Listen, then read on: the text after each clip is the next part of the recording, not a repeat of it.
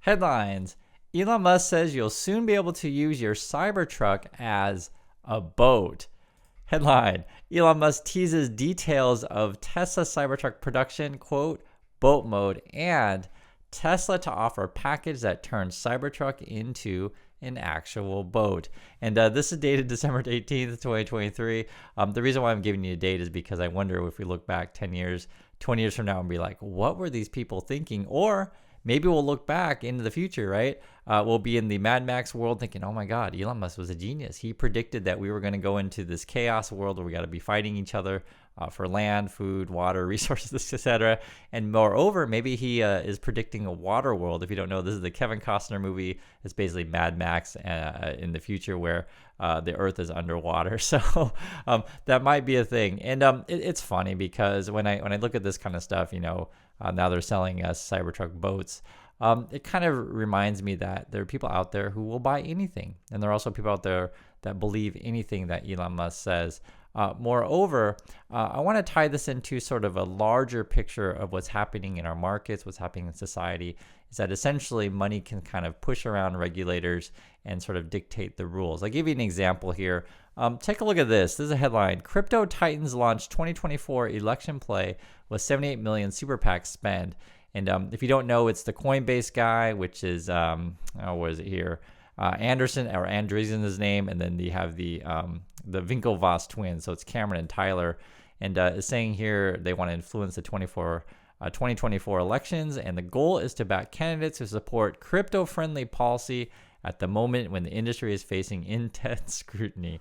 And it's funny because again, this reminds me of people out there will buy anything. They may be buying the cyber truck / cyber boats. They're buying your dog coins, your kitty coins, your sheep coins, whatever you want to call these things. And moreover, if you have enough money to convince regulators or essentially bribe regulators that it's okay, you can get away with it in the USA.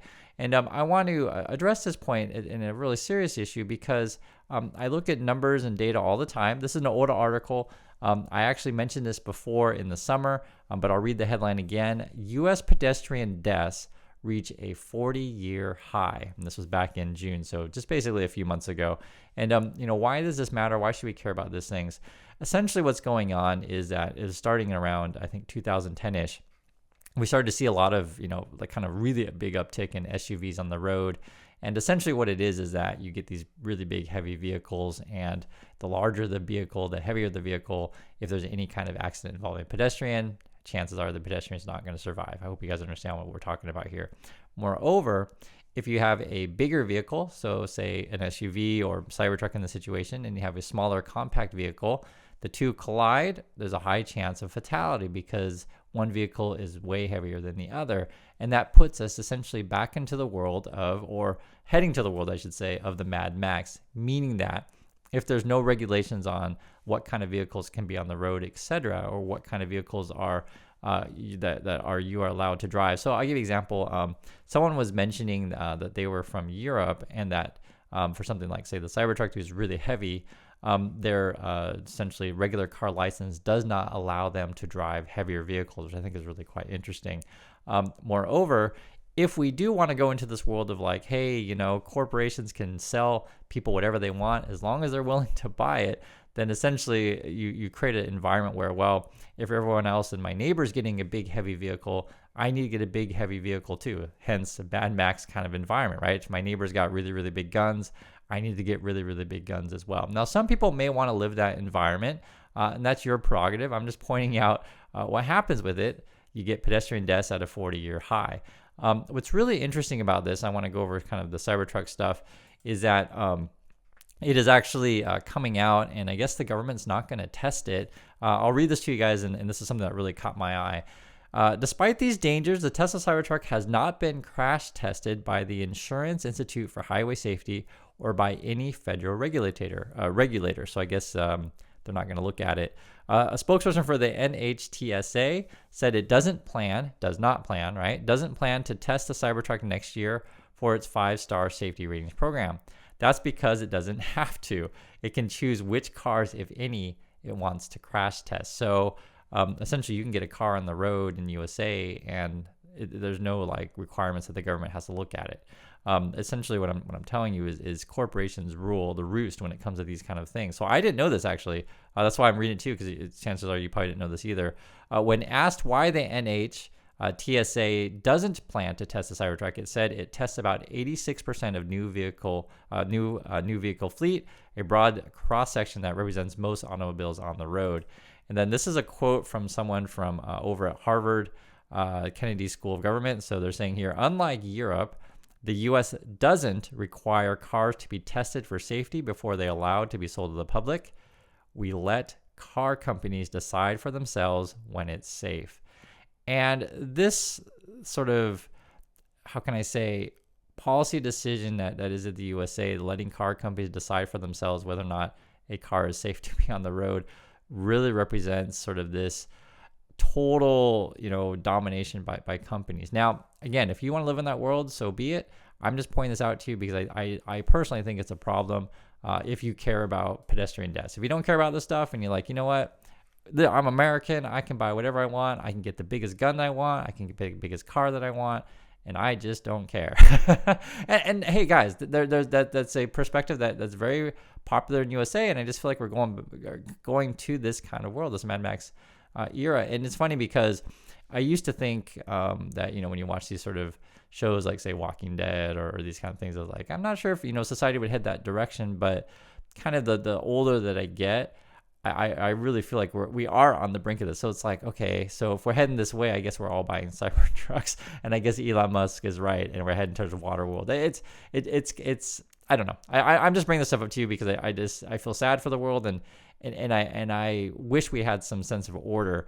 But money does rule the roost, and this is sort of why I try my best to just educate you guys of like sort of why the changes are happening and why I care about the things that I do and why I talk about the things that I do. I give you a simple example. So I actually like college football quite a bit. I don't talk about college football all day, every day on the channel, but these kind of headlines really, sort of intersect the things I like to talk about with you guys. So listen to this. How college football is clobbering housing markets across the country. Short-term rentals are taking over college towns, fueled by wealthy fans and investors who turn homes into hotels for a few weeks out of the year. So the basic gist of it is that, and I've seen it around my school, University of Pennsylvania, a lot of the sort of affordable housing is gone. There's a lot of essentially luxury housing for rich students there. You can live on campus, of course. And then when there's games, and this would be more like the really big college football towns, so like University of Georgia, Notre Dame, Michigan, like, these kind of places. These, and especially the smaller ones. So Auburn, I think it's Auburn in Auburn. You guys can tell me, but it's actually largely dominated by the ones in the Southeast because they love their football, and be it University of Florida, I think that's Gainesville, these kind of places. But the gist of it is that because there's so many college football fans that come for the games, like 6 or 7 times a year, there's a lot of investor type people that buy homes just for this purpose. So they're not apartments, they're actually full single family homes. And so what that does to the local market, it makes homes unaffordable, and you have essentially a lot of empty homes for more than half of the year, right? Because the college football season is only like 3 or 4 months. Now, I mentioned this stuff with all of these things together because like something like this, say this is part of the Airbnb essentially movement, I guess you want to call it, to where you're buying homes, not necessarily for your own domicile, for your own living. You're buying it as an investment to rent it out to other people for Airbnb. And there's been a lot of discussion about, should we regulate this kind of industry, right? So obviously the hotel industry has always been against Airbnb. This is actually a really thorny issue. So I've used Airbnb. I think it's a fantastic service, right? But there are downfalls, right? So these are the kind of downfalls. And I think one way to really regulate this very simply would be, if someone wants to rent out a room, so be it, but we have to figure out a way to control it to where people are exclusively, or not just people, companies are exclusively buying a property for this purpose, right? So, you could easily, have some sort of regulation of like, if you're going to rent out a room, you have to live there or live like next door, or something like that, right? I'll give you an example. So here in Busan, they actually have really interesting programs where they try to encourage first-time home buyers. And they do it in a way to where like you have to live in Busan for a certain amount of time and not own any other properties. The reason why that matters is because what happens is, and this is just something that's real, and it's hard to regulate, but I'm just telling you, you can, is that let's say someone has 10 houses, something like that, and they're going to buy 11th house. And essentially, yes, it's a free market. You can buy whatever you like. But think of it this way, is that the world that you want to live in, where someone who has 10 houses can buy the 11th, but the person who has 0 houses can't buy another? And you say, Chris, well, how could you regulate that kind of thing? Well, one, you could be like, hey, anything past your 10th house, you're going to have to pay higher taxes, something of that nature, right? Do you guys understand what I'm saying? I just gave you one example. Another one is you can say, hey, if you are going to buy your 11th house, the homeowners association would be like, hey, you actually have to be in the house, a month out of the year, whatever, 6 months out of the year, etc. Like you would just put in sort of rules in place to be like, it's not like we're making it that you can't buy the house, just that we're trying to sort of discourage people from owning 11 houses, or essentially a better, simple way to think about it. We don't want one person owning everything. And if you say, oh, well, Chris, this is free market, I'll give you another example. It was actually recently in the news. This is in Vietnam and some of these types of countries, and I use Vietnam example, to where essentially the rich people own everything.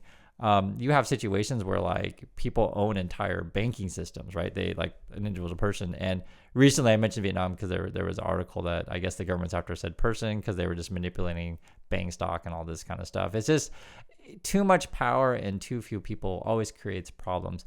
But the sad part about it is, though, in the current society that we're in, people are willing to go along with anything. And the reason why I mention the Elon Musk stuff all the time is because I just always find it really laughable. I talked about this week. The last video is essentially, think of it this way: if this guy is out here selling you cyber boats, and the reason why people follow him is because they want to be rich like him. But who's going to make money? The person selling you the cyber boat, or you giving all your money? I already answered my own question, but the basic point is that you're not going to get rich buying his cyber boats, right? He's essentially selling you the dream and selling you nonsense. And the funny thing I feel with all of these kind of things is like, how far will this go, and how far were the cyber fans and the Elon Musk, fluffers, take it? If now we're buying cyber boats, are we going to be buying cyber everything? And I hope you guys understand. I know for many people, when I put all these topics together, it's difficult to understand like why all these things go together, but they do, because what I'm talking about is when certain people control the system, they can pretty much do whatever they want, and everyone else becomes like sort of slaves to the system. And I find that really, really sad. So just think of it, I'll put it in even simpler terms. Let's say your kid or you yourself get accepted to college and you show up on campus and there's nowhere to live because they're all rented out by wealthy people who use these as rentals just on weekends during the football games. Like, how does that make you feel about our system? And the rich people will say, oh, well, it's free market and we can do whatever we want with our money, so screw you. And moreover, if you want to be like us, buy our Cybertrucks, right? I hope you guys understand sort of my point of view on this kind of stuff and sort of why we do need regulations, and why I mentioned like, the crypto thing where, if you got enough money and you buy the right politicians, you can sell whatever dog coins you want to people, and you'll find people who are foolish enough to buy it. And this is sort of, why we need regulations. To be perfectly frank, we got to protect people from themselves. So I hope you understand this point. I know a lot of people won't get this stuff at all. I get it. And it's frustrating for me. I try my best to lay it out as clearly as possible, but we're dealing with really, really deeply seated beliefs here. And essentially, as I told you guys before, it's easier to fool someone than to convince someone that they've been fooled. So thanks again for watching, everyone, and I'll catch you next video.